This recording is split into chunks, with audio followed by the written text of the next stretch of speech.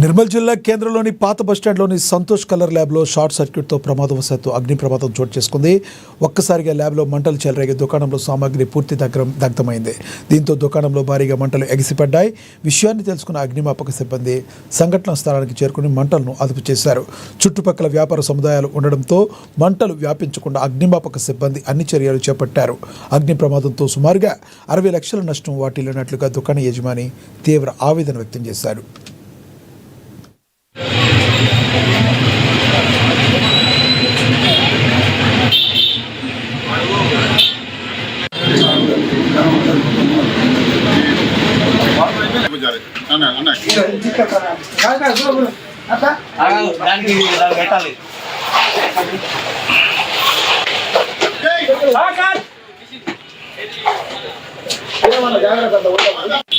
Vijay